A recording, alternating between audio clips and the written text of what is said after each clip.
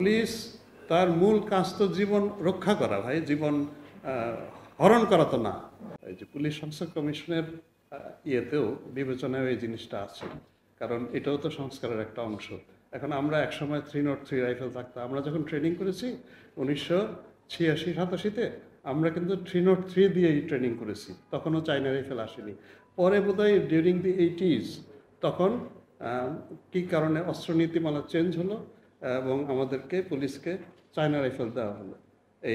তারপরে এই গত আমার মনে হয় যে 10-15 বছরের মধ্যে আমরা আরও বিভিন্ন ধরনের অস্ত্র পুলিশকে দেয়া হয়েছে, এবং সেটা যে দেয়া হয়েছে তৎকালীন কর্তৃপক্ষ মনে করেছেন হয়তোবা নীতিমালা চেঞ্জ করে ভেবে দিয়েছেন, কিন্তু আমার মনে হয় যে এখন ইট ইজ টাইম, এখন একটা সময় হয়েছে যে এগুলো সবগুলো আবার পুঙ্খানুপুঙ্খরূপে পুনর্বিবেচনা করে একটা অস্ত্রনীতিমালা করা, যেখানে পুলিশ তার মূল কাজ তো জীবন রক্ষা করা, ভাই, জীবন হরণ করা তো না।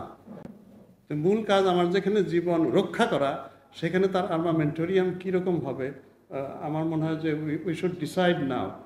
আমার বিশ্বাস পুলিশ সংস্কার কমিশনের টিওআর এটা আছে, এবং ওনারা আমাদের কাছ থেকে টাইম টু টাইম তথ্য এবং তত্ত্ব চাচ্ছেন, আমরা দিচ্ছি। আমার বিশ্বাস একটা সুষ্ঠু অস্ত্রনীতিমালা হবে পুলিশের জন্য। অ্যাট দ্য সেম টাইম পুলিশও যদি আসামি হিসেবে দেওয়া হয়ে থাকে, প্রত্যেককেই আমরা কিন্তু গ্রেফতার করছি না, কারণ অনেককেই অনেক নির্দোষকে দেওয়া হয়েছে বিভিন্ন কারণে।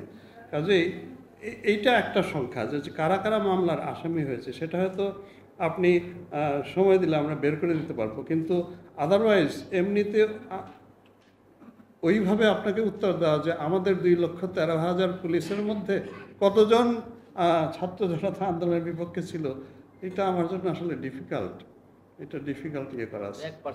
আমরা 1 নম্বর যে জিনিসটা রাজারবাগের সেই যারা রিভল্ট করেছিলেন প্রথমে, তাদের যেরকম দাবি, আমাদের প্রত্যেকের দাবি যে পুলিশকে ডিপলিটিসাইজ করতে হবে। 1 নম্বর দাবি এই অভ্যুত্থানের, এইটাই অর্জন আমি মনে করি পুলিশের।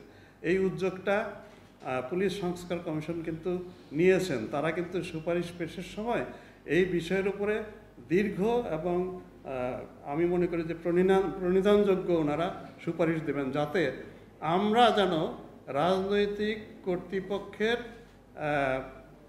তাদের রাজনৈতিক উদ্দেশ্য সাধনের জন্য ব্যবহৃত না হই। এটা আপনাদের মতো আমি সহ আমার পুরো পুলিশ বাহিনীর এই দাবি, এবং এইটা আমার বিশ্বাস এই সরকারের পক্ষেই সম্ভব এইটা করা।